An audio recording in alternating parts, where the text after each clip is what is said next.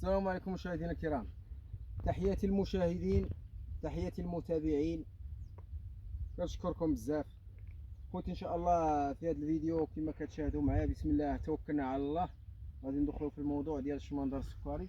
كما كتشاهدوا فيه مازال كنزيدوا تركيبه مثلا اللي هي فيها الفوسفات وفيها البوطاس وفيها الملح، مازال كنزيدها ليه على اساس الماء. ملي كنزيدها قدام الماء وكيتبع الماء، او كنسقي ونحبس الماء وندير هاد لانكريه، حيت هو علاش حيت ما تيذوبش، اذا خاصو يذوب مع الماء.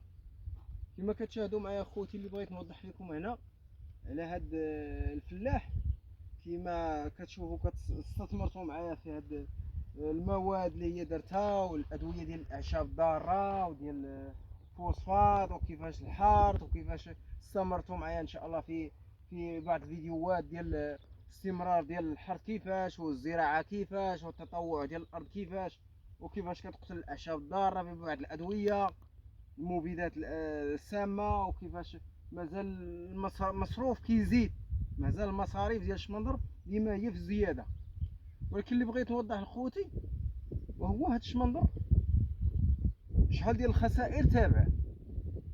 هاد الدواء ديال الدوده، ديال الشهيبه، ديال النحاسيه، اللي هي هذه كتخرج هاد الاوراق، هادو النحاسيه اللي هي هذه كتخرج هاد الاوراق هادو ديال النحاسيه، وتا هي درنا ليها بعد مبيد سام، تا هي ماتت يعني كتستمر. وهذه مناش كما شاهدتوا معايا في هذا الفيديو، قلنا هذه راه تجي من العطش، يعني اسباب ديالها وهو العطش، والدوده كذلك، يعني كاين المصاريف.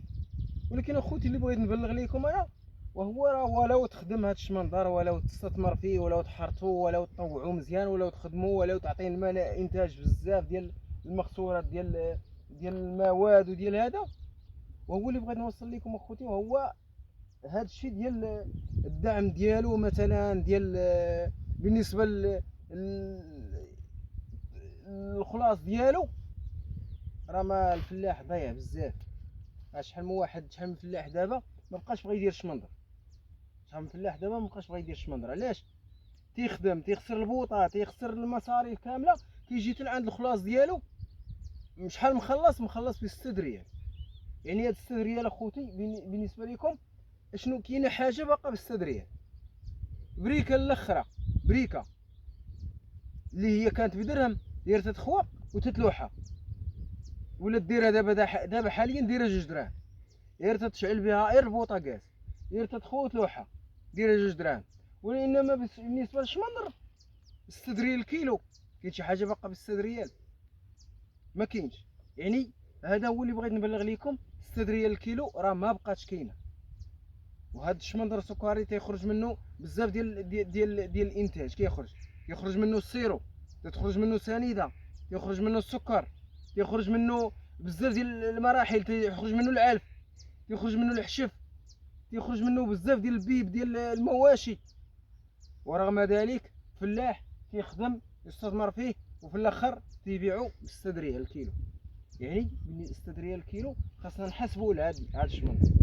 راه هاد الشيء علاش الفلاحه ما بقاوش بغيديروا هاد الشمندر، راه هاد الشيء علاش الفلاح ملي كيضرب تماره والتعب الى اخره حتى النهايه وكيجي حتى الاخر ما تيتخلصش مزيان.